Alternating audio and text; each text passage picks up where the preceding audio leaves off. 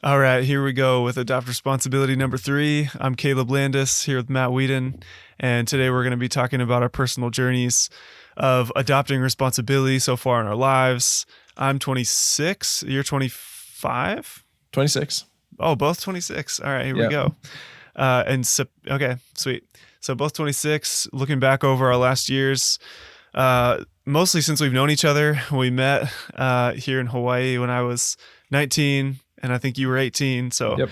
our journey from then until now, what adopting responsibility has meant to us, what it's looked like, and some of the ideas that we've taken away, and how that might change going forward into our later 20s and into our 30s and beyond. So, Yep. yeah, Matt, what are some of the ideas or some of the things that come to mind when you think of the journey so far for you, and maybe some things that have changed along the way?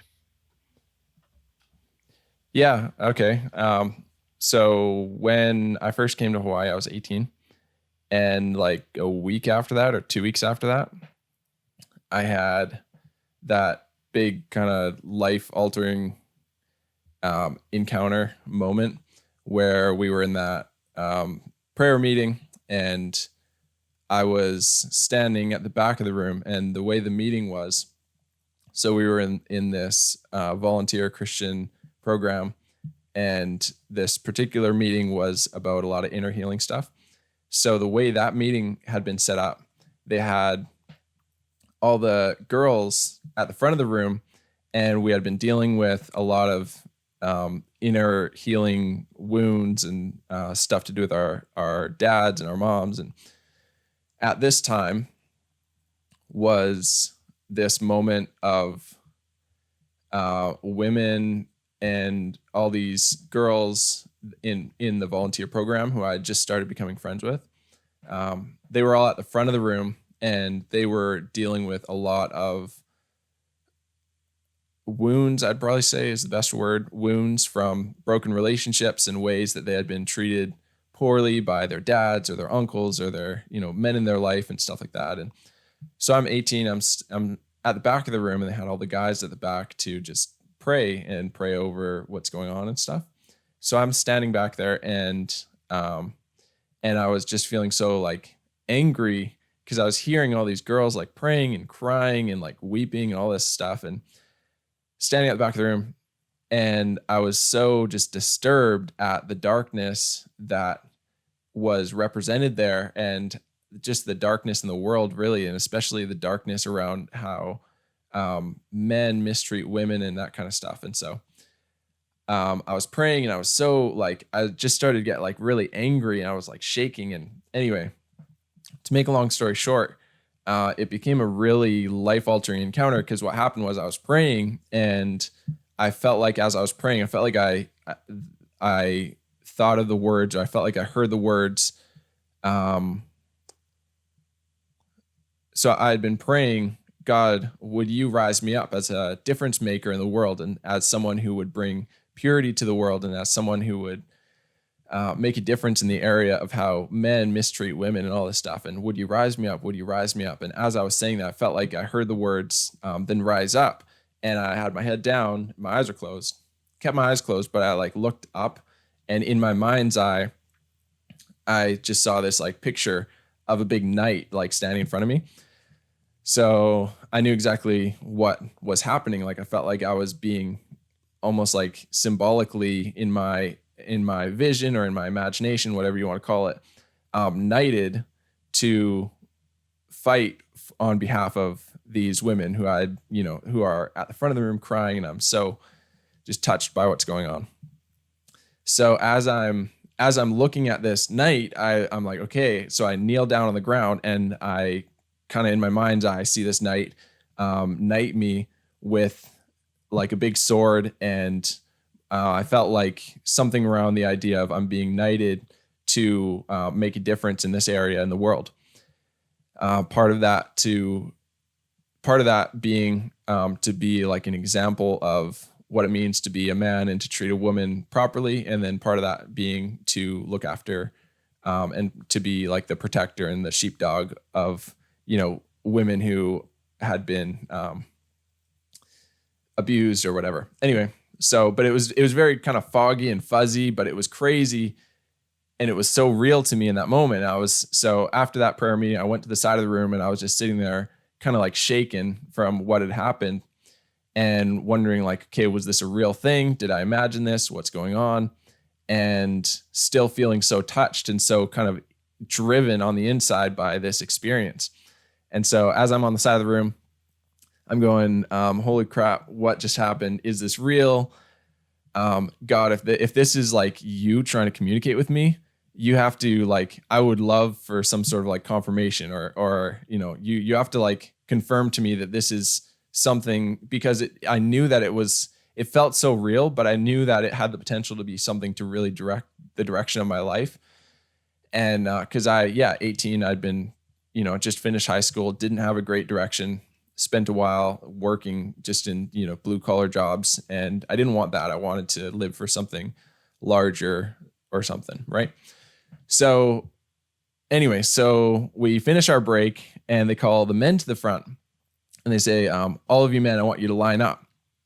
And then around the corner comes the guy leading the meeting, Tom. And Tom comes around the corner with this giant sword and he's like, I want you guys all to kneel because I'm going to knight you all.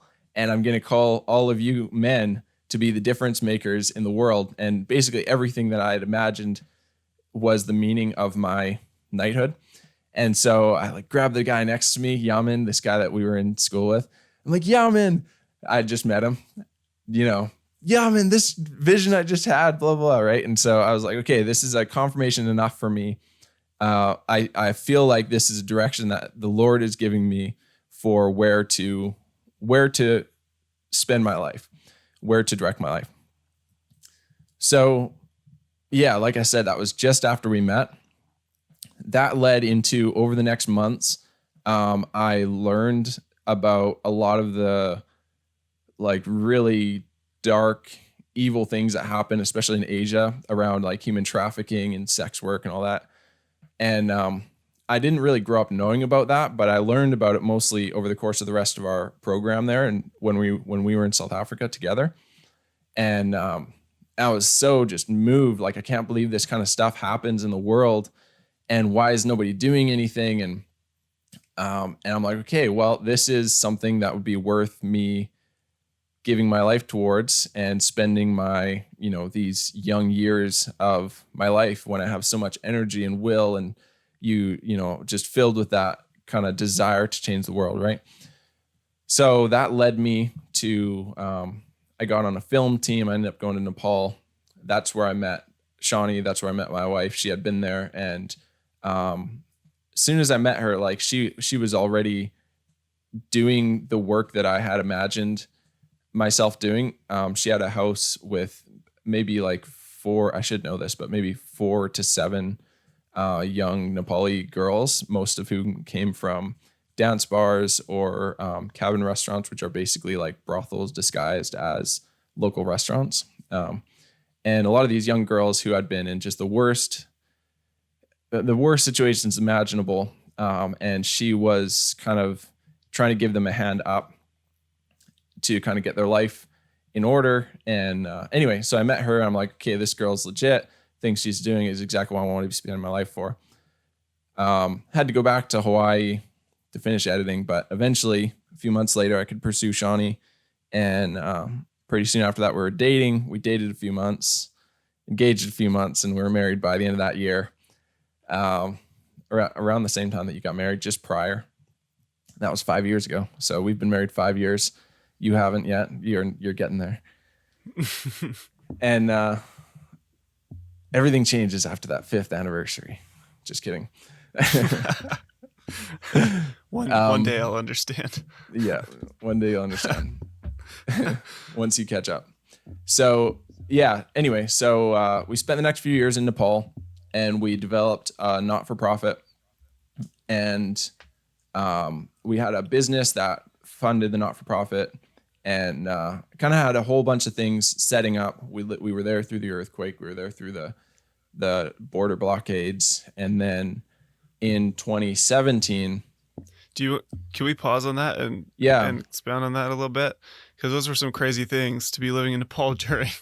And we can continue on with, what this progression of adopting responsibility has looked like in your life. Yeah, But I feel like might I be just went interesting from to. I went from your question to literally just telling like the story of my life for the last few years. No, Um, that's good. That's what I actually wanted to get out of you, because it's incredible what you've done in your life so far and how it's looked. But those two things specifically, the earthquake and the blockades, when was that, and what did that look like exactly? yeah, did you know the earthquake was on my 21st birthday? I didn't know that it was. That's crazy. Whoa. Yeah, I remember that it yeah, was around that time, but I had no idea it fell right on your birthday. Wow. yep, April 25th, 2015. So yeah, the earthquake was wild. Our area was okay. Like there wasn't death and destruction everywhere like there was in Kathmandu. Um, yeah, I want to avoid just getting into like the stories of the earthquake and everything, but generally what happened was a lot of responsibility and weight fell on mine and Shawnee's shoulders in an instant, like as soon as the earthquake hit. We already had a few of the girls living in the guest house at that time, the guest house that we had. And then, yeah, the earthquake hit and none of us could sleep in there. And so we were all just kind of tenting out in the fields. And then I had contact with this organization, Crisis Response International. And so they contacted me and they're like, hey, we're sending a team. Is there any way you can host a team and set the team up in the mountains? So I set this team of like 14 Americans. I received them in Kathmandu, and Shawnee held down the fort in Pokhara, held down everything. People freaking out and having PTSD and everything. Shawnee and I both responded quite well, quite playfully. And like we were shaken, but we were kind of like young and wild and energetic about it, and kind of like, okay, this is like an opportunity for us to really do, really help people. People are like literally 9,000 people just died, and people are trying to dig their families out all across this country. So yeah, Shawnee held down the fort, tried as well as she could to look after all of the people in Pokhara. One of the girls at that time ran away, and that was kind of the end of our relationship with her, other than a few crazy happenstances later. But she ran away just from the trauma and stuff like that. Anyway, so I set this team of Americans up. I received them in Kathmandu, and I took them up like a day later, and they're all like half sick and getting jardy and everything, and like all the roads are closed. I set them up in the village way north of Kathmandu, in this tiny little village that we had like this random contact in, and I set them up with like these Nepali translators. And then I was like, sweet, you're good. Like you're set up. I helped them like dig out a bunch of the buildings for like one day. Then I left.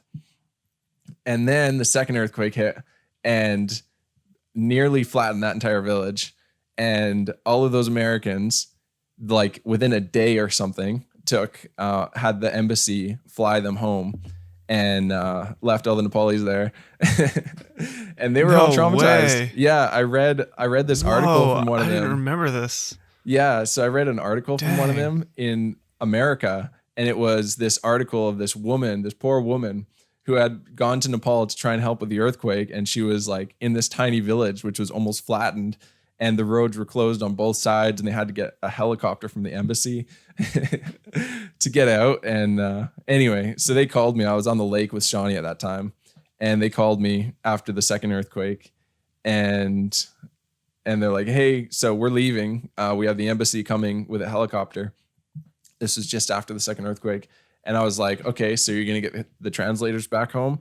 And they're like, no, the embassy won't, like, they're only going to take Americans. They're not going to take any Nepalis. I was like, No one of you guys, way. I was like, one of you guys or somebody in your group has to demand that the Nepalis get taken back to Kathmandu, because they're some of our best friends. And like, it sucks because all the Nepalis in that village, just like all of the Nepalis in every other village, they didn't get they didn't get to leave. That was their home, and help wasn't exactly on the way either. And so that sucks. But our friends who I'd set up, Hannah and Kumar, you might have met them when you were in Nepal. Hannah and Kumar, who we had set up, we were like, you have to get them back to Kathmandu. So they did. And then they went home and wrote an article about how traumatized they were. So that was terrible. Lots of like the whole country was pushed back. I don't know, maybe 5 years or more in terms of its Mm-hmm. development, just from having the Yeah. whole place knocked over. And Mm-hmm.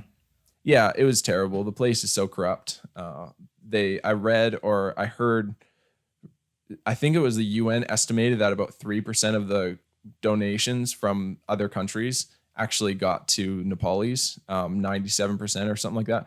Over 90% went just straight into the hands of the government. So they just, Man. yeah, it's such a bummer. They stopped everything. They stopped everything coming on the airplanes. They stopped everything coming in, even Western Union. You couldn't Western Union more than like a small amount of money because the government was trying to seize everything. It was just like that saying, never let tragedy go to waste or something. There's a Mm. saying like that anyway. So Mm. that's what the government did, and they ended up with all these new blue license plates, which means newly issued government vehicles. So Wow. yeah, such a mess. Anyway, that was our building was fine. We didn't have to really do much, fill in a few cracks and that kind of stuff. But our area was okay. Things kind of started to go back to normal. Only like 3 months later, we got married. Yeah, 3 months later, we got married in Nepal, and then we went back, and that's when the Indian government shut its border to Nepal, which was its way of trying to pressure Nepal to stay Hindu instead of become secular. And that people said, and I believe that that shortage was like almost as bad as the earthquakes on Nepal. It was so hard because Nepal has the Himalayas to the north, borders China, and there's a bit of a road going through there, but there wasn't a road after the earthquake. So the Mm-hmm. only border into Nepal was the southern border, which was India, and they closed the entire thing, which meant like lots of medical supplies stopped, lots of Mm-hmm. like rice, so many items that Nepalese Man. needed. Gas, that was the worst. So yeah, that winter was really hard. Like we had no hot water, and we only had like 2 hours a day of electricity all through that winter. And winter in Pokhara got to like at the very coldest it would get to freezing overnight, and so it was always like pretty cold, but it wasn't. People weren't Mm-hmm. dying of the cold or anything. Um, but yeah, it was like some of the girls at the guest house would walk at least a couple kilometers down the road to the nearest place where they could get firewood, and then they'd carry it on their head to come back just to heat, just to boil like rice and just to make their rice and stuff like that. So it was, Wow. man, it was So terrible. what's the I can't remember exactly what the timeline was. When was you said April 25th, 2015 was the first earthquake. When was the Yep. second earthquake? And then was it so you said that winter, so it's when did the hmm border I think the close and border closed in October or November. I think it was okay. October because it was right around festival time. Because Nepal tried to implement its constitution on September 27th, I think, of Okay. 2015 still. So basically, April 25th, my birthday, earthquake. July 7th, I get married in Nepal. Then I go to Canada and I go to America and watch you get married in August. We go back to Nepal and the border closes. So that's basically how it happened. Mm, October and man. November, they closed the border, and we were there through to June on that trip before we took a trip to Australia. And yeah, I think it was about 5 months of that was the border being closed. It was terrible. Like, it was really hard. I look back and Yeah. we were so like gung ho and ready to just be crazy, but it was exhausting. It took so much of our life and soul out of us just to make Mm-hmm. it through.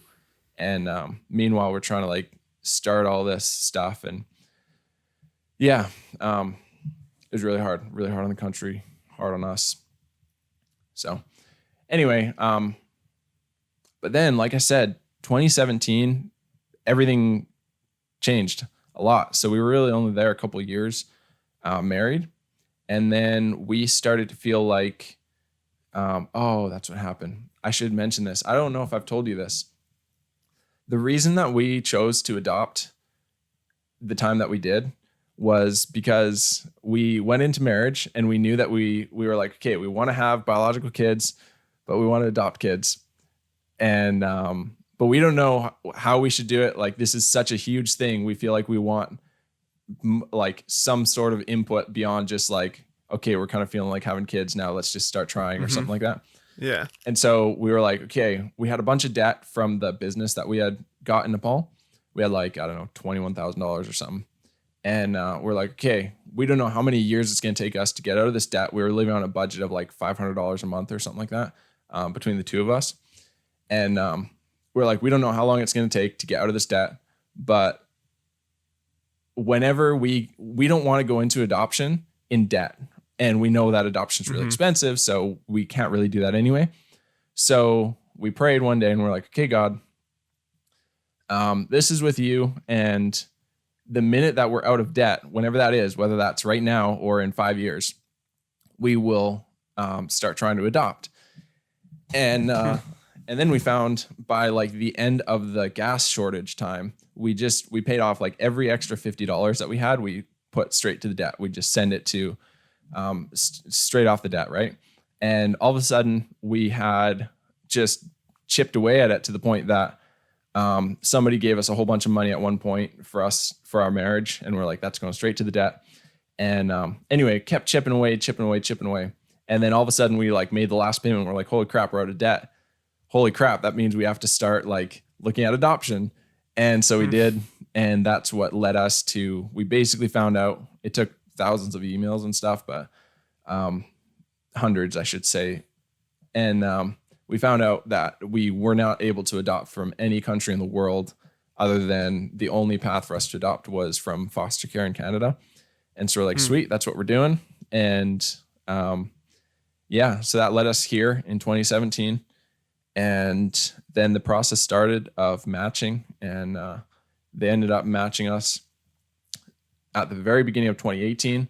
They found this infant and toddler who were First Nations, and I am status First Nations, which means that they could be adopted by a First Nations family. Which, basically, for any confused American, means Indian, Native Canadian. Native, Indian. Yeah. Basically, Canadian Indian, Canadian First Nations. That's like the way that I grew up hearing. That's the terminology up there. Yeah. Yeah, basically, that's the like politically correct terminology that I grew up hearing in school and stuff like that. But yeah, Indians just call themselves Indian for the most part. I shouldn't say that generally really? speaking, but That's so funny. In the place I grew up, yeah, absolutely. Yeah, it is funny. It's so funny to me. Okay, tiny little side tangent. So many of these things, and you right now as we speak, the Washington Redskins, the football team, has decided to change their name, and they're doing away with the logo. But you have I didn't know they actually have. So they were feeling the pressure, and I think FedEx, who is their stadium sponsor, like they play in FedEx Stadium, they were threatening to withdraw their sponsorship and everything. So they decided they were going to move on from the name.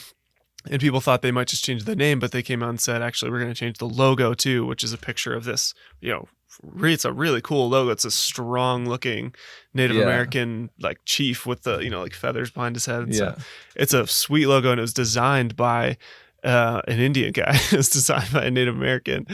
And so I think it's his son or his grandson has come out publicly saying like, you're not doing this for us. Like, we love that logo. Totally. Like he designed that as part of our family history. That's part of that gives us a representation in American football, which is a sport that not very many Native Americans are involved in, but there you have this really strong looking logo. Anyway, it just strikes me as really funny how often with that kind of thing, it ends up being a lot more about people feeling good about themselves than actually looking out for other people. So it just made me think of that when you're saying Totally. growing up, and the politically correct term you're learning in school is mostly not actually for those people. They're just calling themselves Indians, and it's like, who's that really for? I don't know. Yeah, white woke liberals. Yeah, no. Yeah, that's the real answer. There's an actual. Time, huh? Yeah.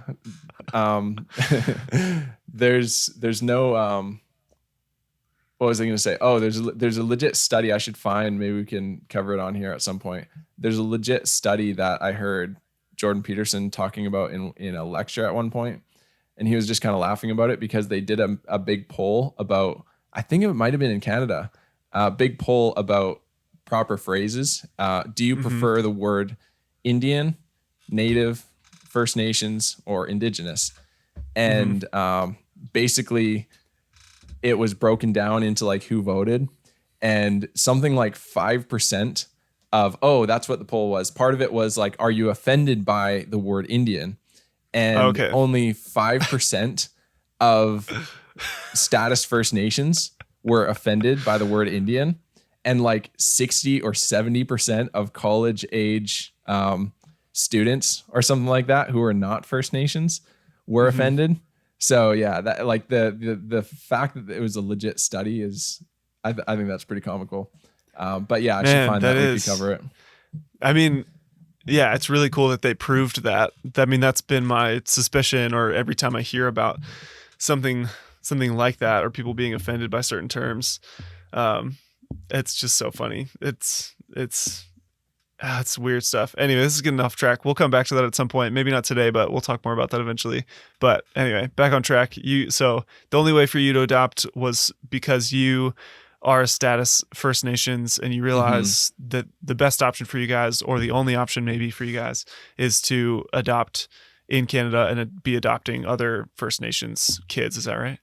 Yeah, yeah, we could not precisely. So the reason that we could adopt from Canada was because we were adopting from foster care. The complications were Okay. because we were so young, because we had like no money at all, and because we were young, no money. Because most adoptions, they want to see like, oh, do you actually have money? Are you a stable family? Like, can you show that you have like $20,000, or do you have any assets? And we're like, our house doesn't have hot water, and we have electricity for 2 hours a day. Oh yeah, that's right. There's another insane thing about Nepal. What's it called? Energy sharing or something, where Yeah, they would load turn shedding. on power. What is it? Yeah, load shedding. Load shedding, where they turn on Yeah, power in different parts of the city for different times of the day. it's way better now. Yeah, it's way better since we I've left. heard, yeah. So it's Yeah, some of our other friends that live there. I've heard them say it's better. yeah, But but no, yeah, yeah, that time, crazy. usually it's a lot more than that. Usually we'd have, especially in monsoon, like we'd have maybe half the day would have electricity. Hmm. But yeah, that during the gas shortage, it was terrible. It'd be like barely any time, not enough time to charge like anything. Hmm. Yeah, so Who's flipping those switches? Is it some government office that dude, decides that, or? we talked so much about who flips these switches. I have no idea. I don't think I ever got answers about like how it works. But yeah, the energy is, there's so much energy potential in Nepal. Yeah. There's more like flowing rivers coming down off the Himalayas. There's more energy potential there. I don't know. I don't know if it was more than what there is potential in Canada, but it was like it was on some sort of relative terms, Hmm. and it's enough energy to power. I know this is something legit. They had enough energy potentially from hydro to power all of India and China if they had things under control to actually like be sending power.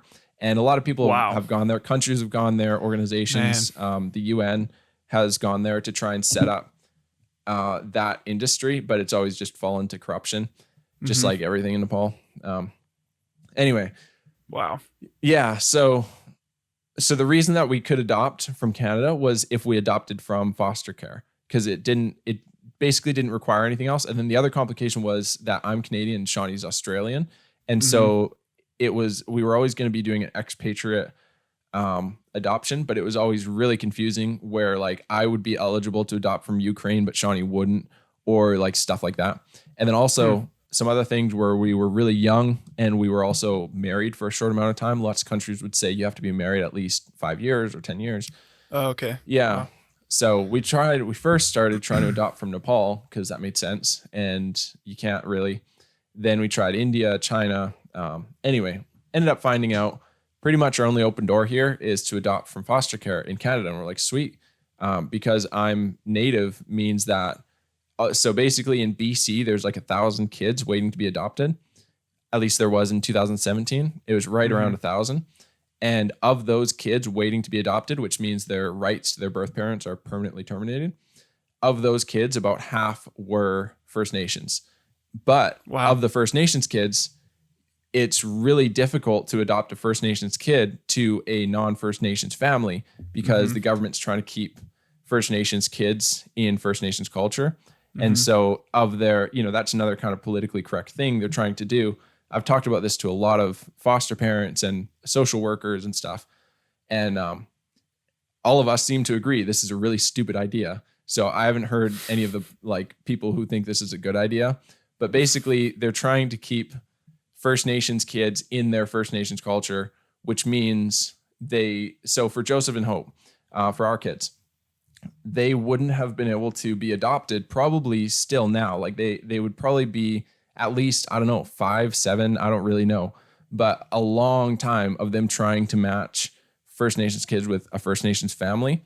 And if none came around, then they would open the door to non-First Nations families. And so because I'm status Indian, I could say, hey, I'm a registered, we could register as a First Nations family. And that just streamlined us through the system. And they're like, oh, there's these 2 kids who have just gotten their CCO, their continuing custody order. The rights to their birth parents just been terminated, but they're really young. Like these are the most important days. Every day for an infant is so important in development, right? And so we were like, yes, absolutely, sign us up. So that was early 2018, and yeah, we went and met Joseph and Hope. At that time, Joseph was about to turn 2, and Hope was 6 months old. So infant and a toddler. And Really close in age too. Like 15 and a half months. Almost or something 2 like that. and 6 months. Yeah. Wow. Yep. Yeah. So anyway, they came home with us, and I would say over the next year or so, everything in this brain changed. A lot of things really changed having kids. And I haven't even really come to realize it until now.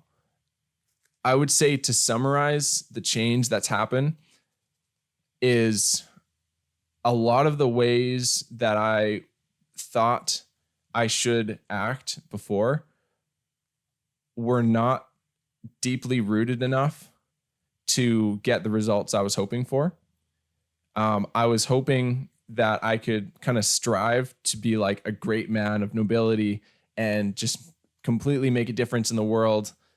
And, but a lot of my ideas and a lot of my passions and even a lot of my faith, I would say, was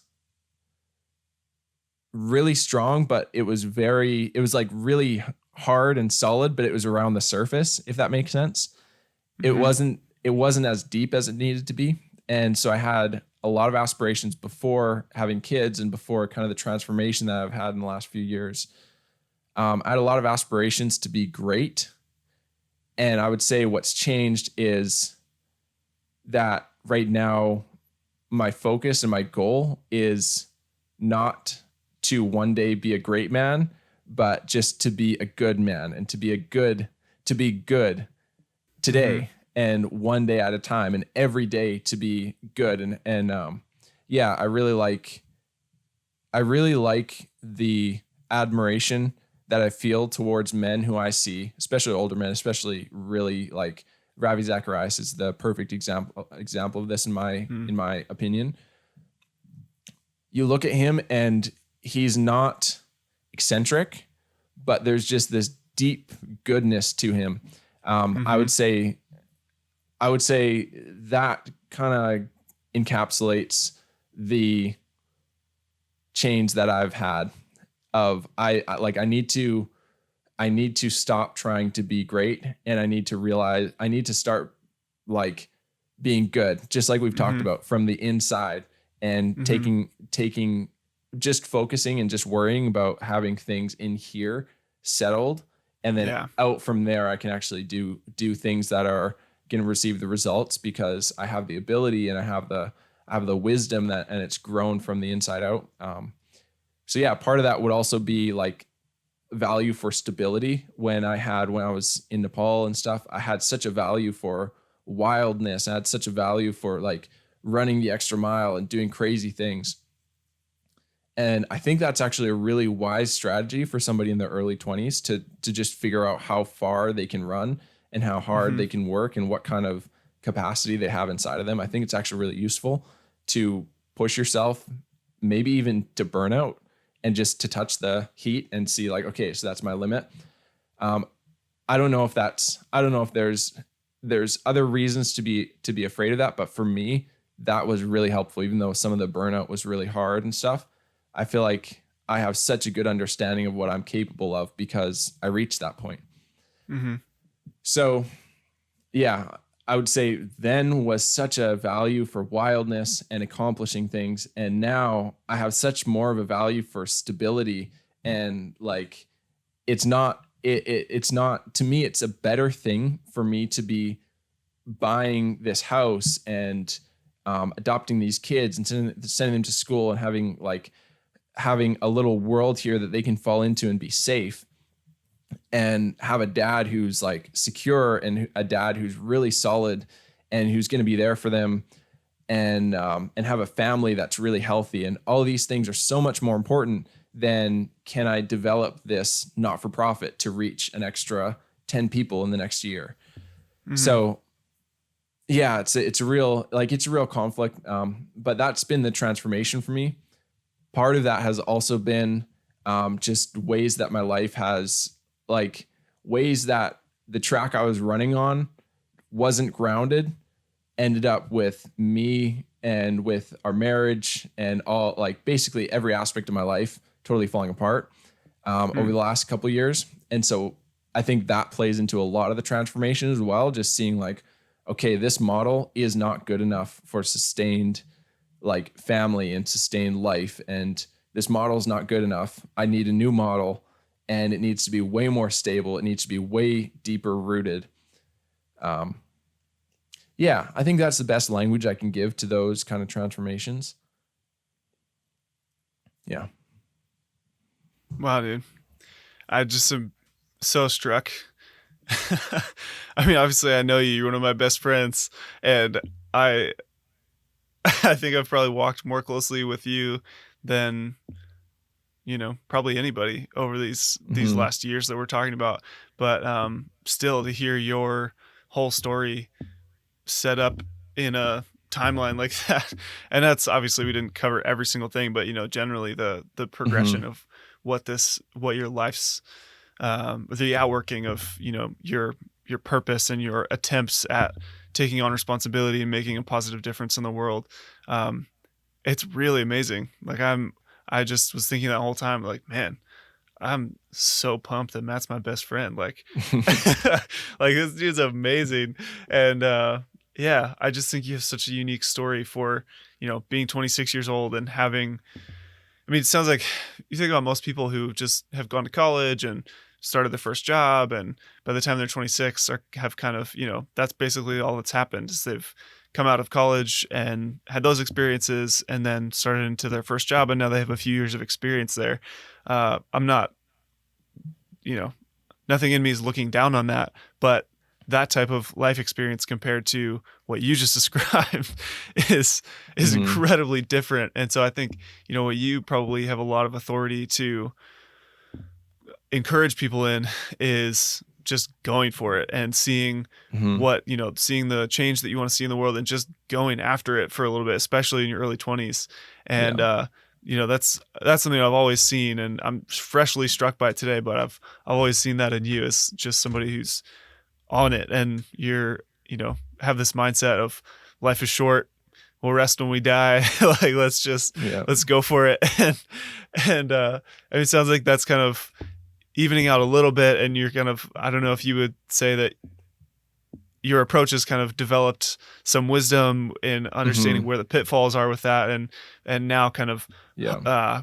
reining that in a little bit and thinking like, okay, let's take that passion, but think in terms of how we can stretch that over the course of the rest of your life, Yeah, rather than exactly. just like, you know, going for it with everything and then finding where that burnout might be, or touching the flames a little bit, or like, oh, I Yeah. actually singed all my hair on my hand all that time. Like Yep. maybe just take it easy, like a little bit, just let off the gas a tiny bit.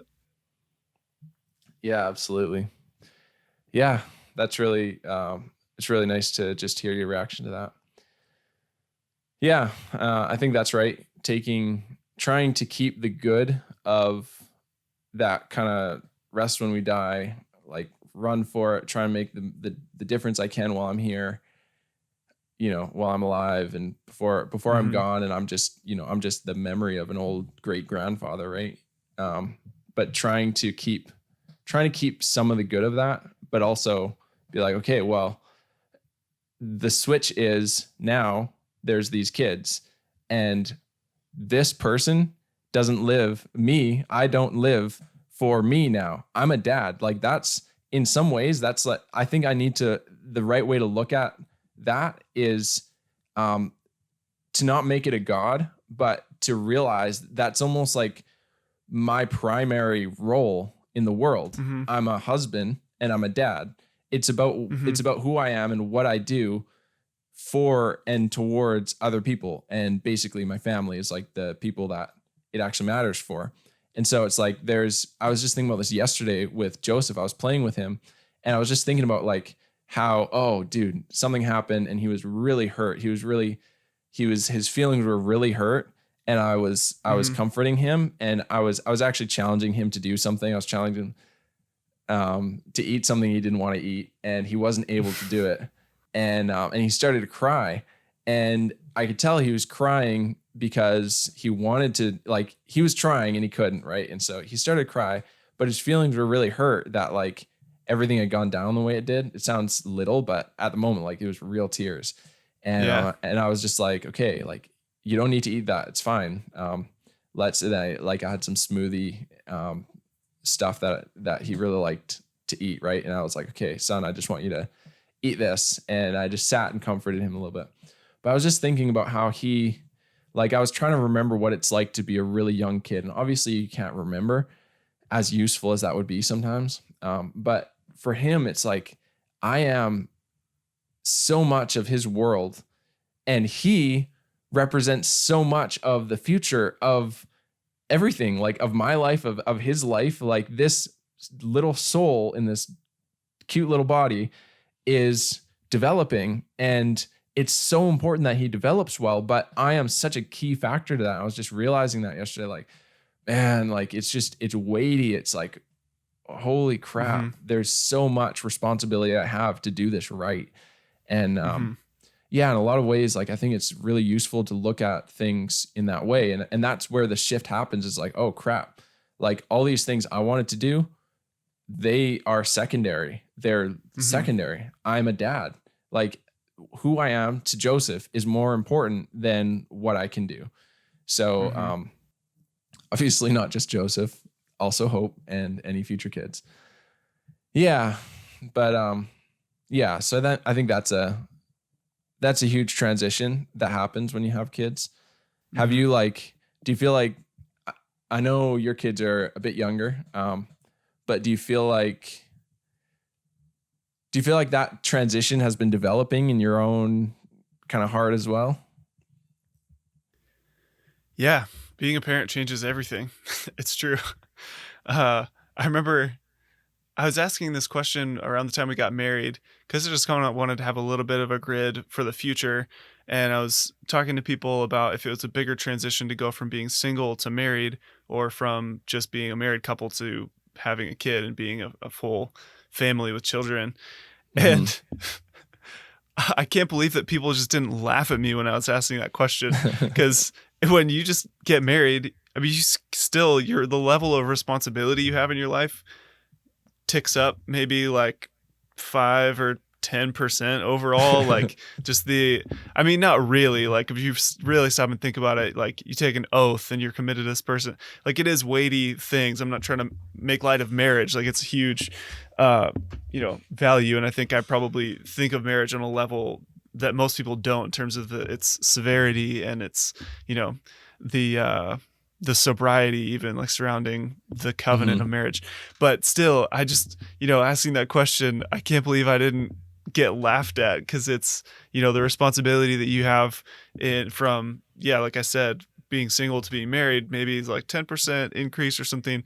I mean, it feels like when you have a kid, your responsibility in life just doubles, if not triples. Yeah. It's like you're constantly on the clock, and you're responsible for keeping this tiny little person alive, and you feel like you don't know what you're doing most of the time. And Mm-hmm. it's a wild deal. So yeah, I think that's just naturally in terms of the amount of time and energy, the responsibility level, and just how high that has ticked up. And now, just as of a month and a half ago, having our second, it's another increase. And so I think that's what I would point to is just that the time and energy that it takes to fulfill the responsibilities that you have as a father, and a mother too, but we're both men, so Yeah. father is what we're talking about. And yeah, so I think it just naturally brings about this shift where it's like I'm not just thinking for myself. I'm not just thinking about, I can go full speed until I run into some wall, and then I'll kind of, pull myself back together and figure out how to keep going a little bit more intelligently. It's like, if I just figure out the change that I want to see in the world, then I just go, and I'm, guns blazing, going after that as hard as I possibly can, and then I hit that wall eventually. That doesn't just affect me, which I could deal with emotionally, and in terms Yeah. of like the I don't know, there's not really a whole lot of guilt attached to, like, if you kind of mess up your own life, or if Mm-hmm. you go really hard after something, and then you mess it up, or you get burnt out in doing something, and then you kind of fall apart, but you don't really have a whole ton of external responsibilities that you have to take care of, so you can just kind of pull Mm-hmm. yourself back together. But then the mindset changes when you're a parent, a husband too, but especially becoming a parent. Then you're thinking like, okay, if I go find where that wall is and I hit that wall, that doesn't affect me, where I'm Yeah. not going to have a It's lot of guilt attached externalities. to that. It's like, if I do that and I mess up my own life, that's going to potentially could ruin the lives of these two, my wife, as well, but especially but she's an adult too. But so then it's like this extra Yeah. measure of responsibility Total with dependence. Yeah. these two little kids, with exactly that have just total dependence on me and my wife. And it absolutely changes the way that you think, and adds whole new dimensions to the whole equation. And so yeah, I think that's the shift that I've been in over the last couple of years as well. Our oldest is about to turn 2, so yeah, just about the last 2 years Mm. of thinking, okay, how do we not adjust course, but adjust uh, the the speed with which we're going towards these life goals that we have, and these things that we Yeah. want to see happen in the world.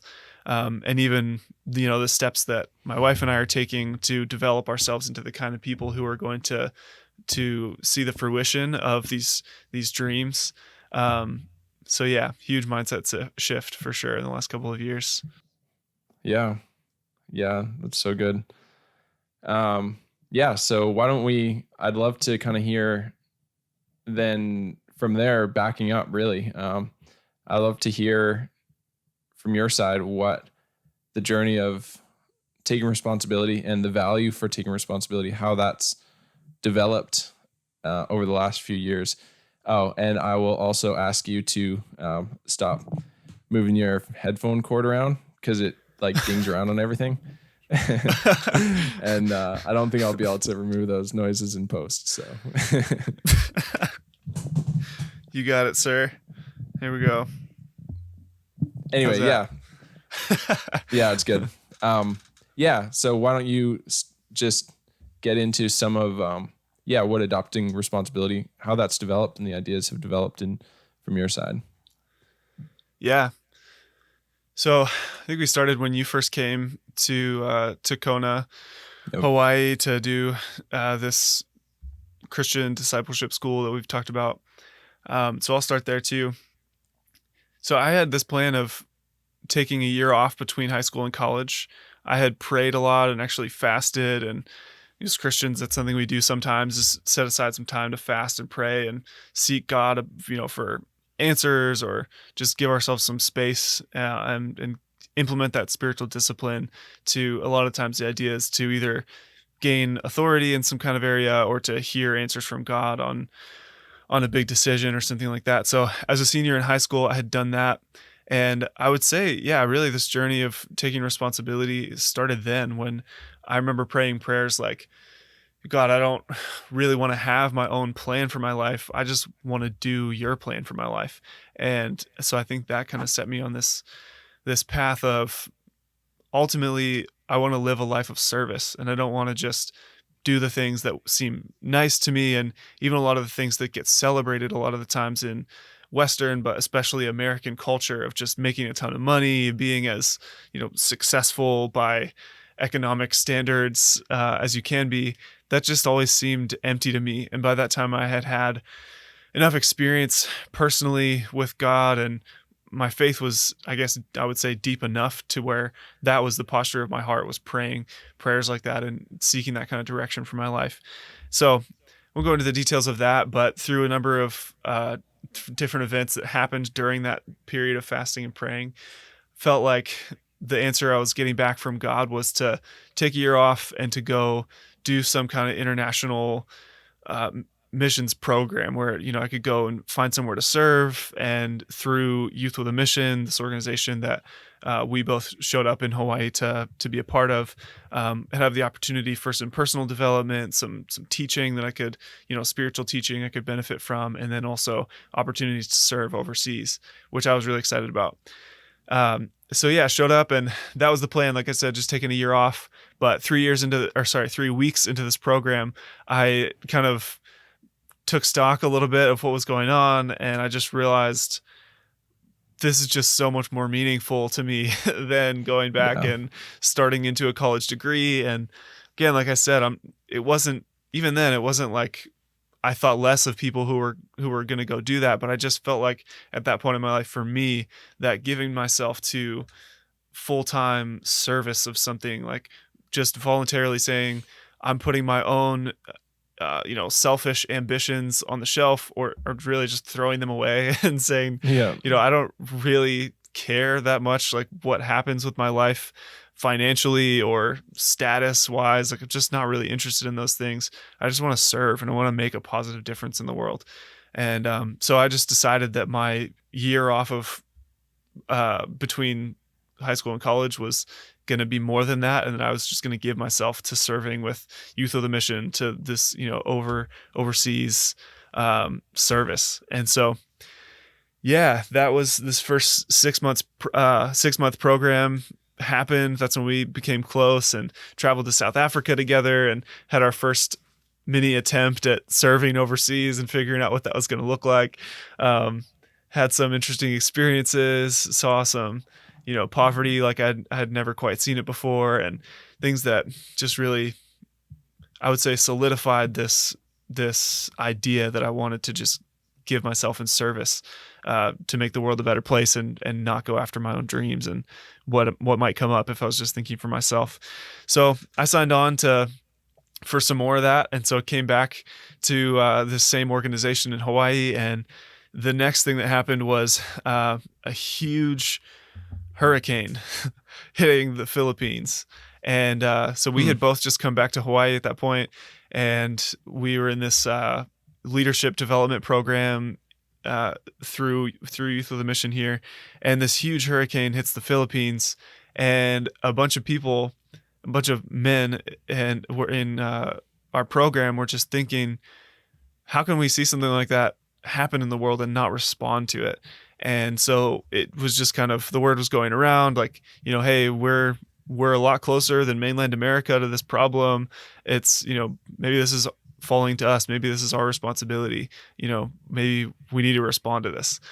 And so I remember that the first time that got talked about in one of the staff meetings, and my heart was just burning inside, and I was just feeling like, this is amazing. This is the opportunity that I've been, the kind of opportunity that I've just been yearning for and want to be ready for at all times. And so I went up and talked to him. It wasn't even offered, actually. It wasn't an open invitation to go on this trip. It was more this announcement was made of, hey, a bunch of people have been kind of talking about this. This select group of us are going to go and help out with, we're going to take food with us. We're going to distribute food for people who've, experienced shortages and things because of the hurricane. We're going to try and go and do physical labor to help repair some of the damage that's happened specifically in this one little village or town, I should say. But I just went up to him afterwards, like, man, I I have to go on this trip. Like, I know we have this leadership program or development program going on right now, but is there any way that I can miss out on that for a couple of weeks and just go join you guys and do whatever I can to help? And so he was like, I don't know, you're in this program. I think you kind of need to stay in it. And I don't remember if we were side by side having this conversation. I remember I don't it know. was a Yeah, I don't small know. group of people. But anyway, yeah. So we were talking to him and he's like, I'll see what I can do. I'll see if I can make a way for you guys to dip out of this program for a couple weeks and go with us and serve.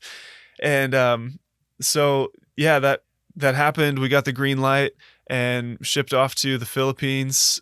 This was Hurricane Haiyan was the name of Yeah. it. They called them typhoons in the Philippines. So Yeah. we called it Hurricane Haiyan. They called it Typhoon Typhoon Yolanda. Haiyan. Oh, that's right. Yeah. Yeah, I remember they called it Yolanda, but it was just this super typhoon, this massive storm that wreaked havoc all across the Philippines and some other countries in Southeast Asia. But yeah, and so we shipped out from Hawaii to the Philippines on November 18th of I remember that. 2013. And so yeah, it was this You had marking your moment for 20th me. birthday in the airplane going over the like the crossing the time. What's that called? The Yeah. time? The international dateline. That's right. Yeah. So that was a really interesting marking experience for me. So I was 19 years old, turning 20, and we left Honolulu on my 20th birthday and flew over the international dateline.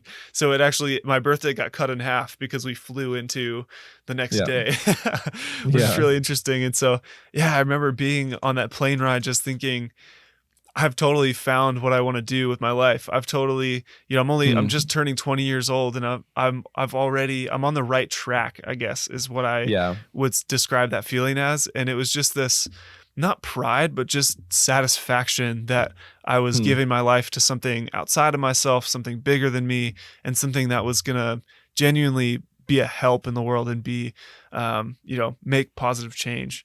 And so, yeah, really cool experience just personally on that day. And then obviously getting there and just seeing some of the destruction. And it was crazy. I've never seen destruction like that still to this day. I bet you have in Nepal. But that's the closest I've been to a natural disaster like that. And so yeah, going in and see. And so I haven't said this directly, but we were together on that trip along with, was it 15 guys maybe? Something like that, yeah. And so yeah, half of them only stayed for a few days, remember? And then half of us stayed that's for right. a few weeks. Yeah, so there were some married guys that came and they felt like they couldn't be away from their families for quite so long. Talking about those responsibilities before. It's funny, I forgot about that. But so I went with a team of 15 or so, and then I think maybe it was 8 or 10 of us that stayed for the whole time. And yeah, I made amazing connections with people. This is another interesting story from that. I'm sure you remember, but they decided at one point, so we flew into the Philippines and took this ferry to another island where we were going to be helping out. We had this connection with the church there, and it was all kind of loose and it wasn't fully, I think we actually got off the ferry at the dock and we were like, we didn't know exactly how we were going to connect with the people. And it was this, I'm thinking back about it. I was just more along for the ride. I wasn't in charge of planning anything, but I remember standing on that dock at one point and it started pouring rain. And I was just thinking, what happens if they don't show up to show us where we're going to go and everything? And so eventually they did, we had some time and of tension and what's going to happen if they don't show up? Small sidetrack. Do you remember? I'm just remembering so much stuff about this that I haven't thought about since it happened. Yeah. I do not remember, for example, I don't remember how I got on that trip. I don't remember like this time of us talking to like the leader and being like, "Hey, can we join you?" But like, how the heck did I go from one random dude in YWAM to one of the guys on this trip? I have no idea if I like approached somebody and said I wanted to go. Oh, maybe somebody approached me and asked me to film or something because I had all my gear at that point. Oh. Maybe that's what Oh, happened. I maybe don't that's what it remember was. Okay. because I know I filmed a bunch. Yeah, Anyway, I remember that now. Yeah. You took yeah, some so that's epic how pictures too. Yeah. yeah, so that's how I got on that trip. So, but do you remember that this is something I forgot until just now? Do you remember that when we got all those supplies into that church, that there was like there was some sort of a little riot outside and people were trying to like break in to steal the stuff? Yeah, I do. That was I crazy. totally forgot about that till That now. was so crazy. Yeah, what I don't know, it almost seemed surreal, like this moment of, okay, we just got here, it's pouring rain, it's almost felt like by chance at that point we got connected with this guy we're supposed to meet, and he showed us this church where we're gonna stay. So we were gonna sleep in We the had like a church. boatload of like supplies bringing into this Oh country yeah, that oh, it was everybody crazy. needs.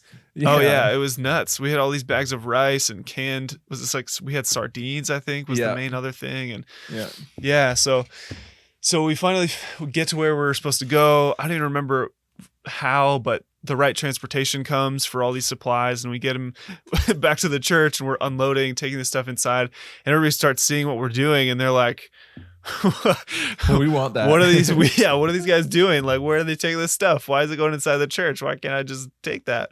And so people come, but I think we got it inside relatively quickly. But people had saw what happened, and so they came, and there was I don't remember it very clearly, but I just remember people being kind of angry and being inside after everything was unloaded, and kind of I think it was like one of the volunteers from the church or something was saying like, hey, people are outside, they're not happy, I think it's gonna be okay, but we're not really Yeah, sure. that's the feeling I got. It was kind of like, I think things are going to be okay, but they want to like break in here and steal all this stuff.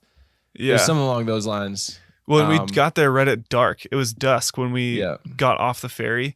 And then as we were waiting, it got dark and started raining. And then when we got to the church, the roof was severely damaged. And so like half the church inside of the church, like Yeah, it was just half stars. of it was just, I remember that. yeah, it was the stars.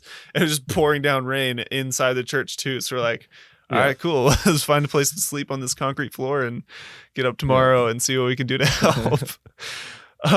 Yeah, there's just roosters that were flying around in there. Roosters in a third world country that can actually fly around and not like waddling around because they're pumped up with steroids. So yeah, it was crazy, man. Anyway, I didn't mean to take you on that rabbit trail. No, it's all good. That was super fun. I remembered some of those details for the first time in a long time too. But yeah, so that Philippines trip was a really marking experience because of what I described, and just again, being able to be in that position to serve and know for a fact that we were making a positive impact, both through our practical service, but also holding this. We held I don't think it. Oh, it was just the church service, from that church on one of the Sundays we were there. But I think the leader of our team got invited to share something, and he gave this call for physical healing if people needed that, and so we also I remember for sure a couple of people who had been mute spoke for the first time, and then I believe there's also a blind man who saw for the first time, and I don't think that's something I'll ever forget.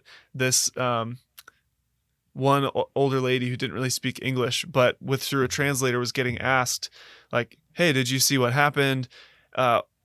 What happened during the service when they prayed for physical healing in people's bodies? And she said, oh, well, my friend who I was sitting next to, I've known their whole life. They've never spoken a word ever before. Right. Like they've been mute their whole life. But when they prayed that prayer, they started talking to me. And I looked over at them. That's right. And they were talking to me. My friend, who I've known for my whole life but's never spoken, is talking to me for the first time. And so that too, also just felt like a confirmation of being on the right track. And I think things like that. It wasn't the only thing, but other things that had gone on in South Africa kind of leading up to that. But again, another moment that felt confirming of being on the right track in the vein of service, but also specifically um, carrying a strong faith in Jesus into that service as well. Felt Hmm. like, yeah, just such a confirmation that that was the right thing.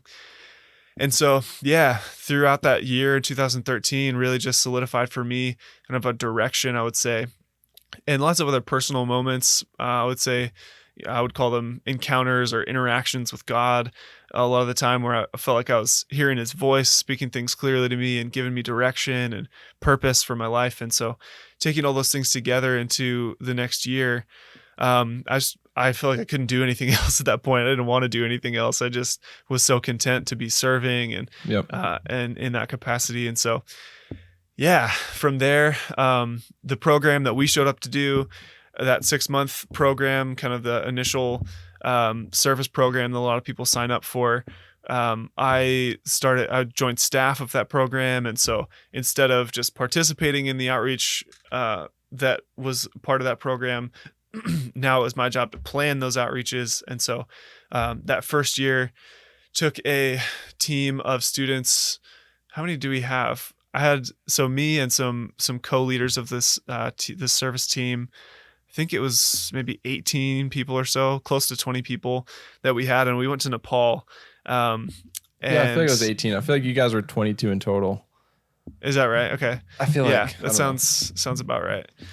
Um, and so yeah, next trip. I mean, there's lots of stories that go along with that as well. Hmm. Time spent in Nepal, and again, just seeing another area of the world where the needs are great and the suffering is real, and it's just like, you know, almost endless opportunities to serve, it seems like. And Yep. so we were there, did a whole bunch of different things, interacted with people in abject poverty, people who, literally have nothing to eat, and doing these meals for people. I think it was on Saturdays we would do these Hmm. meals through the Iris team there. You would help them out with these meals, and people would come and eat because they had nothing else to eat, and just be really simple, like rice and beans. And so that was one way that we got to serve, and did a lot of praying, did a lot of visiting Hindu temples, and just interacting with people and talking to them about Jesus and sharing our faith. And also went trekking in the Himalayas, so filled up our backpacks with as many Bibles as we could and trekked them into different villages. And yeah, crazy experience. Something else I remember from that trip is going into Upper Mustang, so the province Mm. in Nepal, which is directly bordering Tibet. And so we took a pretty long hike, and then a even longer, like I don't know what you call those in Nepal, like the Jeep buses kind of looking things. I mean, it's like the size of a bus, but it's, I mean, the suspension and the tires make it look like it's a huge Jeep. Yeah. Um, Yeah. and so it took that through this ridiculously treacherous path into Upper Mustang, this winding mountain uh, bus ride where we're just on the edge of cliffs for 6 hours Yeah. straight, and probably sweat more in those 6 hours, have Yeah. more stress in those 6 hours than any other time in my whole life. But made it up there, and then yeah, it's just like an otherworldly experience to know that on a daily basis. That's just existing up there is Upper Mustang. This, Yeah. this mind So true. blowing hidden kingdom, I think is what they call it in Nepal, this hidden kingdom Mm. that's tucked under Tibet in Nepal. And so being up there and just realizing, man, these people, everything that, all the positive change I've experienced in my life, all of this, fulfillment through service, all of the reason that I have to be doing these things is completely linked with my faith in Jesus. And none of these people have probably ever had any access to what I consider to be objective truth. And that was really striking to me. I think that's a big thing that stuck out from our overall outreach into Nepal with that team was, yeah, spending those few days in Upper Mustang and realizing there are these places in the world that have absolutely zero access to things that I consider to be objectively true, about Jesus and what that means for my life. The fact that I believe he was the Son of God and was crucified and raised again, and all the that validify, is that a word? Validating that validating all of his teaching and these things. I was like, man, these people have no access to that unless somebody comes here and shares it with them. And so that Hmm. was another confirming moment of, man, this life of service linked with faith is what I want to be doing, and I can't think of anything else that I would rather be doing. um, so yeah, I had that first 6 month program under my belt as a staff person. Came back to do that again. So this time around, um, took a team. So second time as a staff of this 6 month program, took a team to Cambodia. Um, Another area of the world just absolutely in need of service linked with faith, like I was just talking about. And so did a lot of teaching English, did a lot of sharing our faith with people just around this town. Spent time mostly in Battambang, but also some in Siem Reap and a little bit in Phnom Penh, these different cities in Cambodia. So again, just more opportunities to serve. And yeah, so I'd say that's, as I'm just talking through it, it seems like that's what comes out to be kind of the conclusion of those years, was just this overall confirmation of this direction of my life, service linked with Hmm. faith. That's where I'm going. So yeah, after that is Yeah. when I got married, just a few months after you. And yeah, then of course had a little bit of a different mindset and things, and had just kind of been going hard in this direction and not really done a ton of, you know, picking our heads up and pausing for a minute to assess how things were going. It was more just, we're just blazing in this direction. And so when we got married, we took a full year actually and lived in my hometown in Pennsylvania. And so as a married couple, just kind of, we knew that we wanted to go back into this life of service together. And this, through this whole program, is how I even got to know my wife and all of that too. But so we knew this is what we wanted to do with our lives, but took some time off to kind of hit the pause button, figure out what it means to be married, and how to adjust somewhat to what it, what it looks like to do things as a married couple. So in that time, we still did travel a little bit. We actually took a scouting trip to China and went and just explored what the opportunities might be there to go and to serve. And so came away really encouraged, feeling like this, because when we got married, we kind of realized we both had this passion, and we couldn't describe exactly what it was, but had this passion to see transformation in China. And so went to explore that, and a year later moved back to Kona, Hawaii again to pursue this life of service, and thinking that probably we would end up moving to China at some point to follow through on some of these opportunities that we saw to serve there. Um, all of that changed when we came back. And I think what happened is that we just realized we probably weren't fully ready for that. And also, we didn't want to take on some lofty vision of seeing transformation in a nation, especially a nation like China, on our own.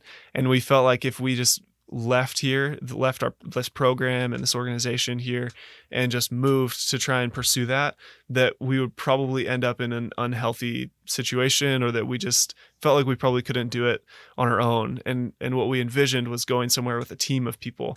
And so something totally unforeseen, but started going on during that first year we were married, was the refugee crisis. The Syrian war is raging, and Syrians are fleeing in unbelievable numbers. And so we saw this developing. We knew of some people who had gone on these short-term outreach programs to go and help serve that situation. And they actually went to Berlin, Germany, which was a hotspot during this whole thing. Germany in general was the leading country in Europe for taking in these refugees, and Berlin's the biggest city. So that became I didn't know that. one of the hotspots. Yeah, around that time, it was a mixed bag of reactions from the countries in Europe. Yeah. I think Norway was another country that was a little bit more open, and so they've had a number of Syrian refugees there. But for the most part, European countries. That's interesting. didn't Were step up a they, ton. sorry to press pause No, go on, ahead. um, was it like who made the decisions about that? Like in the countries, was it just the elected officials who decided how many Syrian refugees would be allowed, or and then they kind of set up housing and stuff like that, like refugee camps, didn't they? Yeah. Yeah, that's right. Yeah. So elected officials in Germany, I don't remember the exact process of which body voted on what and all of that. Yeah. But so the government led by Angela Merkel, or Angela Merkel, if you um, pronounce that G like a J. Um, she, yeah, was the leader of this government. And she's from everything that I know and from people I've talked with who are in the government and serve in the same party as her, talk about her as a strong uh, Christian, someone who has strong Christian faith. And so she saw it as an opportunity for Germany to be what I would call Christ-like, to be a country of service and to step up and be the answer to a really rough situation for a lot of people fleeing their home country in Syria. And so, um, yeah, she led the charge on that, and they voted to allow way more refugees than any other country in Europe. And like I was saying, Berlin is the biggest city, and they distributed the refugees who would come evenly across the country. And so they just ended up being, most of them ended up being in Berlin, or not most of them, but Wow, more there than anywhere else. that's crazy. And so here we are, my wife and I, relatively newly married, a year after we had said I do, came back to Kona, and we're thinking, we have these ambitions of the transformation we'd love to see in China and just the ways that we could serve there. We're envisioning that, and we're excited about it. But we saw this need arising in Europe and the opportunity to go and help be the answer there. And so, yeah, we kind of dropped our previous plans and just said yes to going with a team of people and to establish kind of a missions hub in Berlin. And so we lived there for 2.5 years. And throughout our time there, that was the goal, was, yeah, finding refugees in the city and doing anything that we could to help, whether that was practical and just being a friend to somebody who'd lost everything, left everything at home, and been through so much trauma, just trying to be there for them. And we're not counselors or anything, but trying to, process things through with them and help them to find healing and stability in their, for a lot of them, what was going to be their new home. Hmm.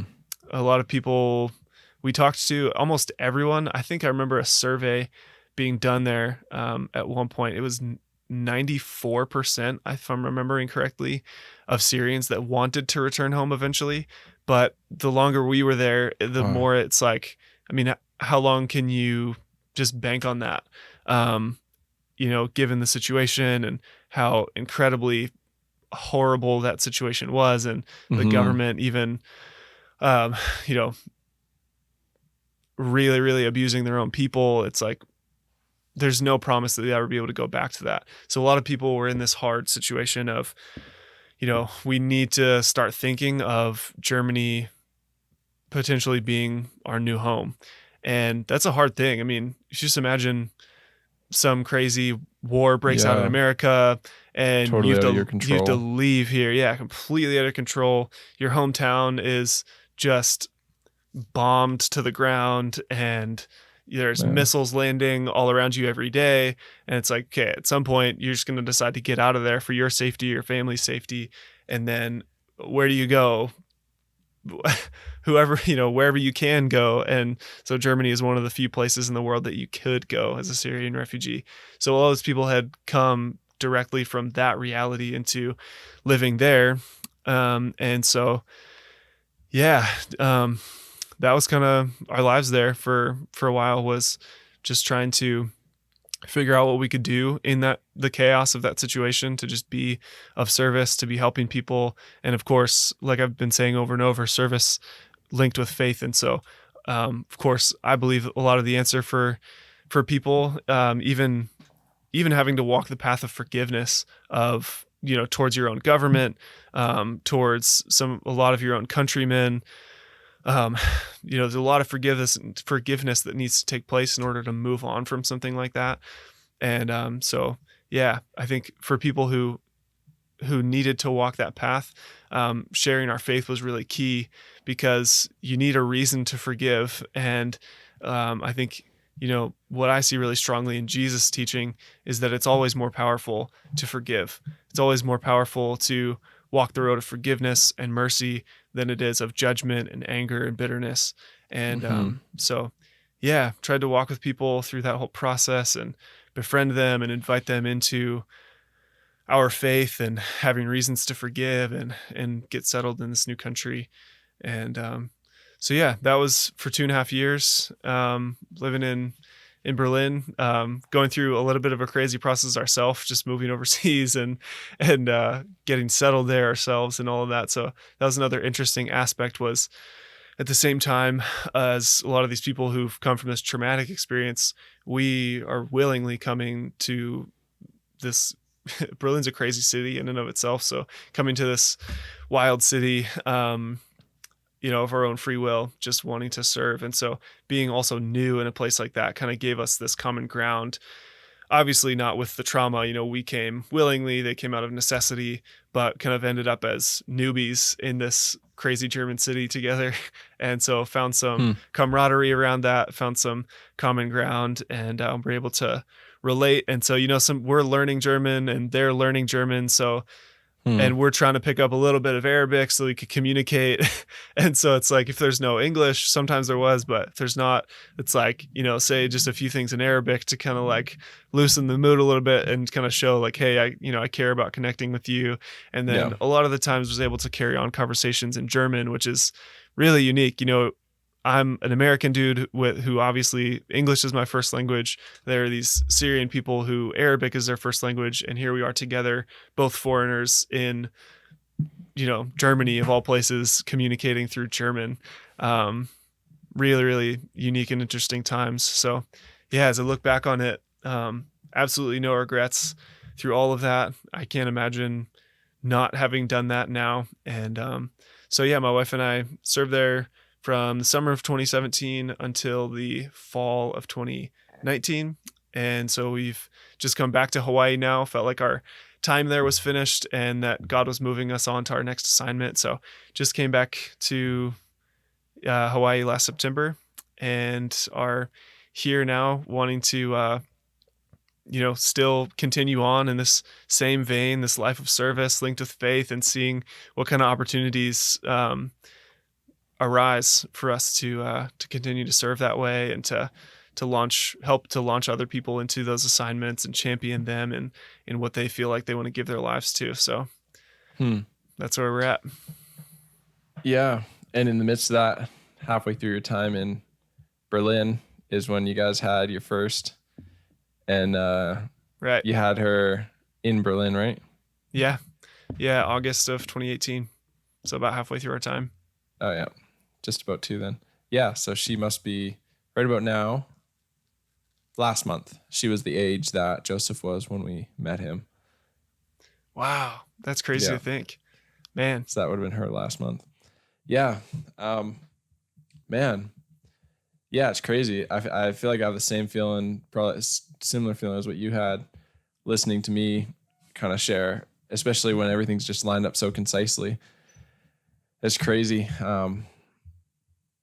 Yeah, I remember when you went to Cambodia and your future wife, who you guys were not engaged yet, right? When you went to Cambodia? Were you guys engaged? When I was single and went to Cambodia, Yeah. yeah, we were not engaged, just dating. Yep. Okay, yeah. You guys just started dating. And you went there and she went to the Philippines. And that's right? Mm-hmm. Yeah. And Or I no, so remember. actually, I think she was in the Philippines when I was in Nepal. So it was a little bit earlier than that. Oh, I see. Yeah. Okay. Yeah, okay. So you were in Nepal, she's in the Philippines. And then, did you guys go to Cambodia together? Yeah. So after we were married and we came back I here, see. we did another one of those. We're on staff for another one of those 6-month programs. So came back here, and in between moving back to Kona and moving to Berlin, we together as a married couple led a team to Cambodia. Hmm. Yeah. Wow. Yeah, okay. Yeah, that's crazy. It's crazy just to think of you guys just starting to go to Berlin and all these refugees. I didn't know much about that when it was happening. I didn't know much about why it was happening or anything. I just knew that it was this terrible crisis that, Mm-hmm. friends of mine were trying to, like, desperately trying to find ways to just do whatever they could to make a Mm-hmm. bit of a landing pad, Mm-hmm. and then that led to you guys and a bit of a team from Kona going to try and create a bit of a landing pad. So was that I'm trying to remember, was that something you guys initiated, or did somebody else initiate that and you guys kind of came along to go to Berlin? Yeah, no, we didn't initiate it at all. We were still, when we came back to Hawaii after we were married, we were thinking of, how can we kind of recruit people together to assemble this team to go together to China?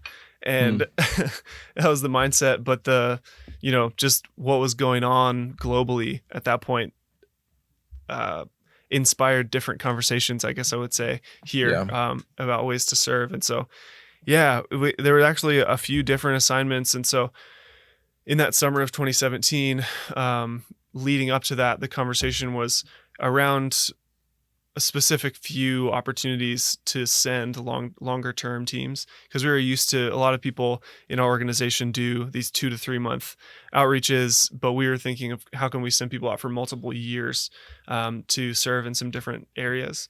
And so there were three other ones. So Berlin was one of four main sending locations at that time. And so Hmm. that was kind of what was going on more broadly in our organization. And so instead of pushing for kind of what felt like, even though it felt inspired by God, it felt more like kind of our own agenda. We just decided to, put that aside for the time being Yeah. and sign up to serve with one of the opportunities at hand. Hmm.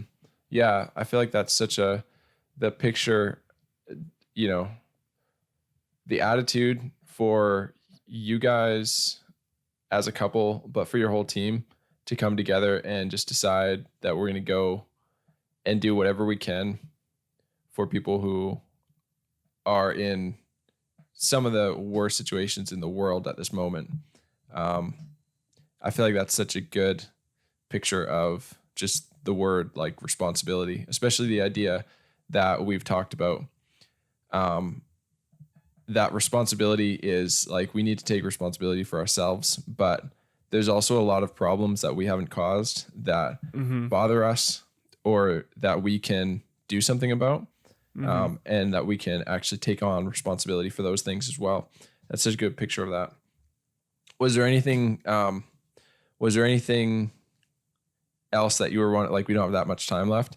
Was there anything else that you were wanting to talk about in regards to that journey, or just kind of like how your attitudes towards responsibility has shifted, especially kind of as your family has developed and stuff like that? Or Yeah, definitely.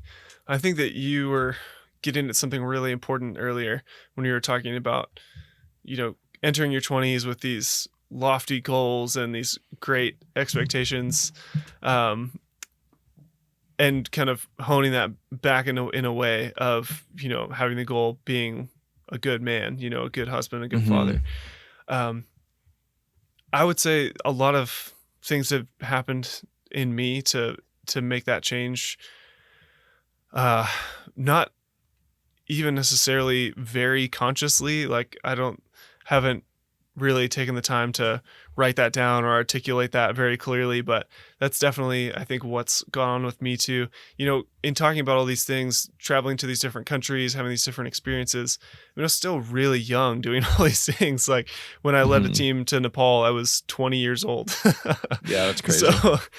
I At the mean, I time did it it. seems so old, but now that we're older and we look back, like 20-year-olds are kids. Yeah, that's crazy. I know, and we're still only like 26. It's like, Yeah. um, you know, it is funny. Time is a weird thing. Um, but yeah, so I mean, lots of mistakes were made along the way. Lots of areas in my life. We're going overseas and we're trying to find these opportunities to serve, and um, we have these things we want to accomplish, dreams that we want to see fulfilled, and those are usually even like selfless, really good things, ways that, gung ho, want to change the world or going for it. But at the same time, as a 20-year-old, I have all these areas in my life where I still haven't even taken inward responsibility of a lot of things. And Hmm. so even just like my own discipline of, like managing my time really well, or putting my energy towards, I mean, if you want to give your life to international service, like there's probably a lot of books that you could read that would make you much more Not knowledgeable totally useless. about how to do that well, and so I wasn't very faithful, I would say, with my own personal development in my 21, like 20 to Hmm. 22 ish years. And I think I got a little bit better at that when after we got married for some reason. Maybe it was living in my hometown. Maybe I can attribute that to my dad a little bit, and Mm. being around my parents and realizing, I think, just that I still had really far to go to become Yeah. an actual like fully mature adults, and whatever that means. I guess there's a huge spectrum of maturity in adults, but Yeah. becoming the kind of person that is even more qualified to make a positive change in the world. Yeah. Um, so yeah, I would say that's one area where I kind of um, learned humility in that, and learned to rein back, Yeah, not exactly. not the reality of having those dreams and those visions for the future of, what kind of change we want to see in the world, and how strongly we want to pursue that and everything, but just kind of adding to that, I guess. I guess what I'd say is I've kind of done the opposite process of what I would encourage most people to do, where I started with the really lofty goals and then kind of realized like I didn't have the foundation for that. Yeah, And still, exactly. I have no regrets whatsoever. So I guess that maybe that is a really legitimate way to do it.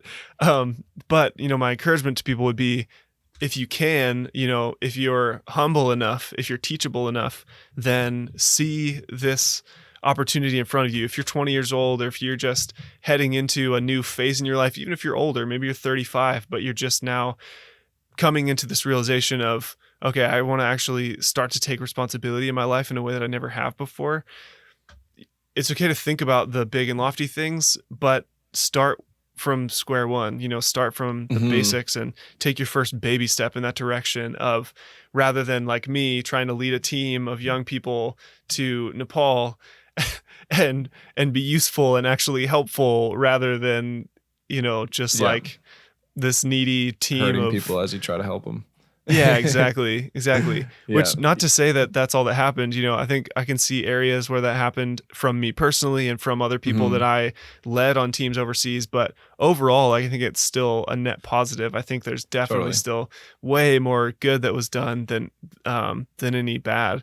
But, still see those areas of opportunity where I'm like, man, if I could have kind of started we should make a diagram of this so we can actually talk about it and like have an image of it on a website or something so people can picture what we're talking about. But this kind of, I don't know, I would almost like this bullseye of responsibility where you're in the middle, and then the next ring out is like my immediate family, then maybe my extended family or my coworkers, or whichever one you spend more time with. And then out from there you can start to go wherever you want to with it until you get to these big regional issues like the hurricane in the Philippines or the refugee crisis in Berlin, something like that. Have those inner Hmm. circles way more put together than I did before you Yeah. try to affect the outer ones.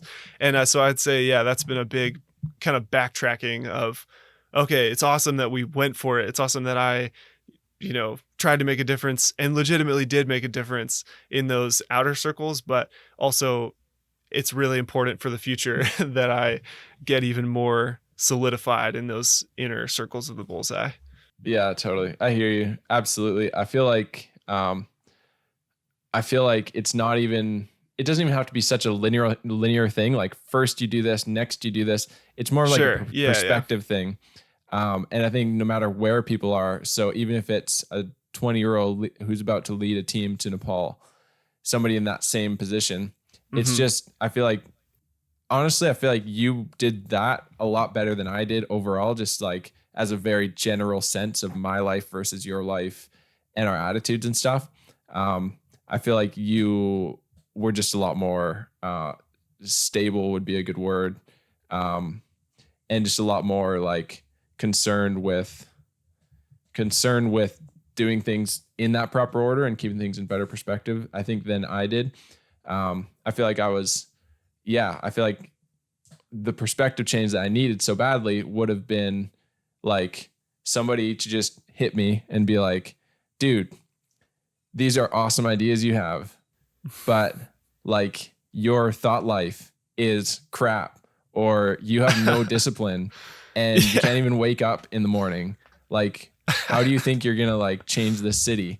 Like, remember yesterday when you kept like writing about changing the city? That's not happening unless if you become a different man than you are today. And I feel like nobody hit me, and I didn't really have anybody to hit me. I was just kind of like kept cruising until I went off a cliff. Yeah. Like Thelma and Louise. Do you know what that means? No. Okay. I know what it means. I'm just picturing a funny thing in my head, but it's probably not what it actually means. No, it's this old movie from like the early 90s. I've heard this term so much. People always say, go like Thelma and Louise. And I was always like, what the F does that mean? So I looked it up, and apparently it's like this movie, and it was in the early 90s, and it was these two like really, I don't know, they must have been criminals. All I did was watch the last scene. But these two girls who are surrounded by cops, and they're like, we're not going out like this. So they drive themselves off a cliff. And anyway, so that was me, Thelma and Louise. And the movie ends, and they're like holding hands in this car, flying off a cliff, committing suicide. Wow. And I kind of thought, like, does this romanticize suicide? And then I was like, it was also a pretty epic scene. So, but yeah, I feel like I didn't get smacked by anybody. I didn't smack myself. And then life just smacked me because reality always wins. And so, I feel like that's a massive transformation that was pending. And it's a perspective change of like, you don't get to, I agree with you that like the stuff we did all over the world, I don't know if I would say that I regret anything, because I don't look back and see like, oh yeah, here's an instance that I had a different choice and I chose wrong on purpose. Like I think probably just because I don't remember clear enough. Because I'm sure that those opportunities were all over the place too. But I don't feel like I would say I regret it. But especially because of where I am now and just being so grateful for where I am now. Like I don't want to regret something that got me to where I am now. Although there are definitely like tons of things I do regret along the way. But, 1 second. Okay. Sounds great. I'm just finishing. We're just going a bit late.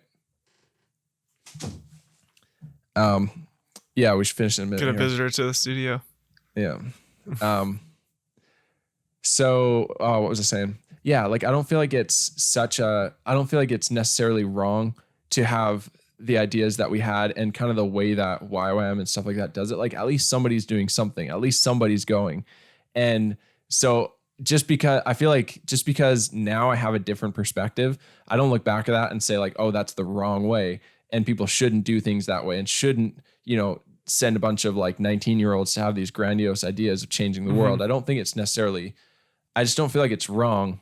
I just feel like when I tried that, in a lot of ways, the model wasn't good enough. Like it needed to be updated. And the real model was like more like probably what happens in like the military, to be honest, where it's like personal development. Yeah.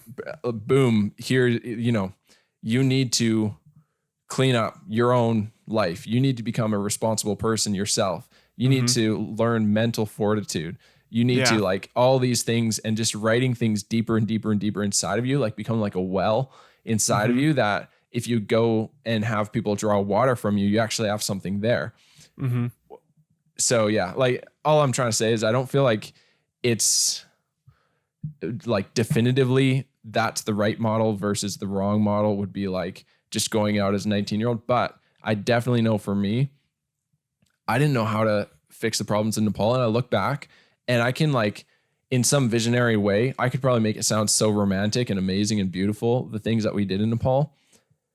I can also look at it in a very realistic way and be like, I have done so much more for the world in the last like couple months of being a dad to kids and doing that well, doing that Mm-hmm. as well as I can possibly manage, and like shrinking my world of responsibility and doing the small things from the inside and my family, doing those Mm-hmm. well. I've done so much more for the world, and for the side of good. And I've invested so much more good doing that than I ever did in years of Nepal and all these beautiful things that people would come and they would just be shocked at all the things that we had accomplished. And Mm-hmm. yeah, looking back, I'm like, no, that was not the right model. This is the right model. Mm-hmm. Yeah.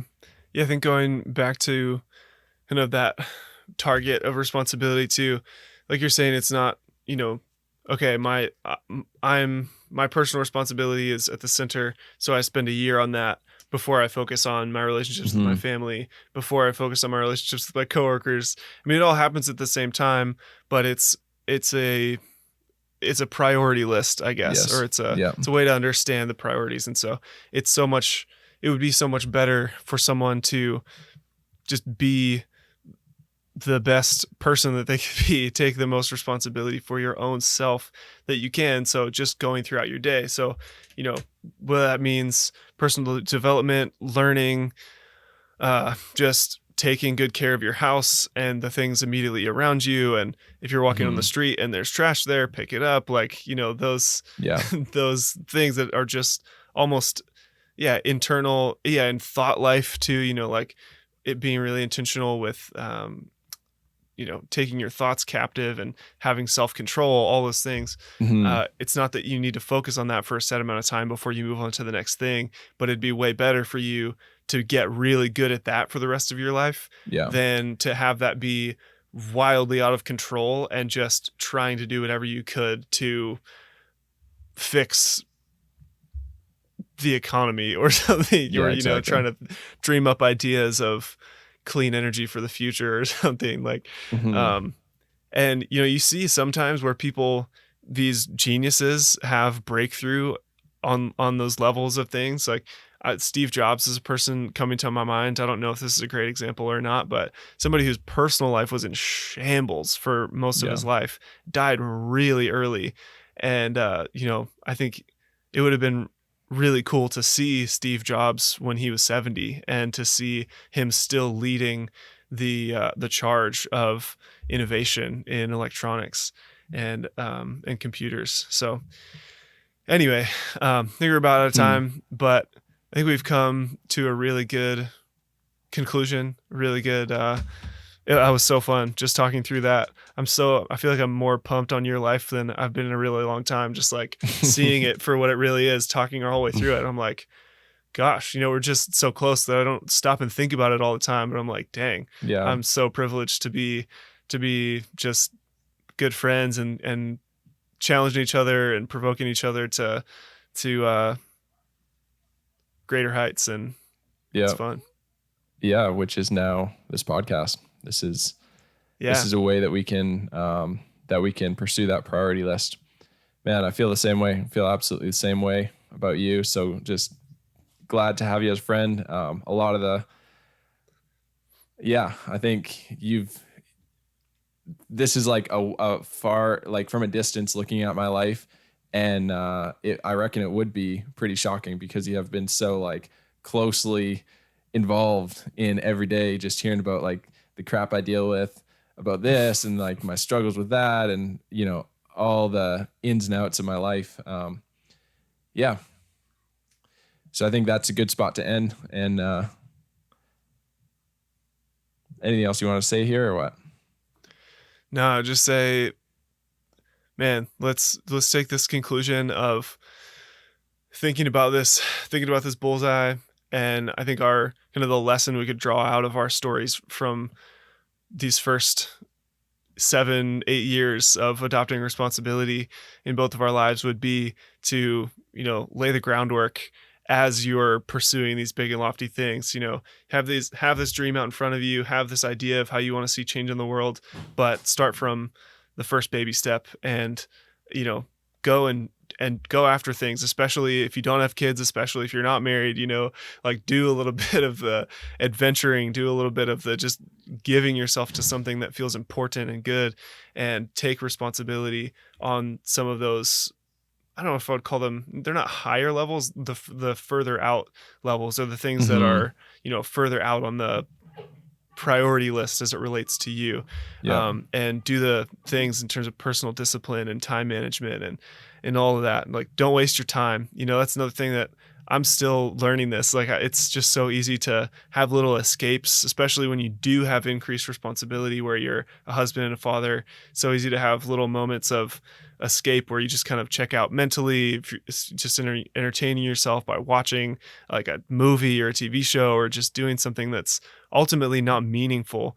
Um, Mm-hmm. and so, yeah, I would just say, especially if you have a lower just like default level of responsibility with kids, or marriage, I would just say, man, don't take full advantage of that time.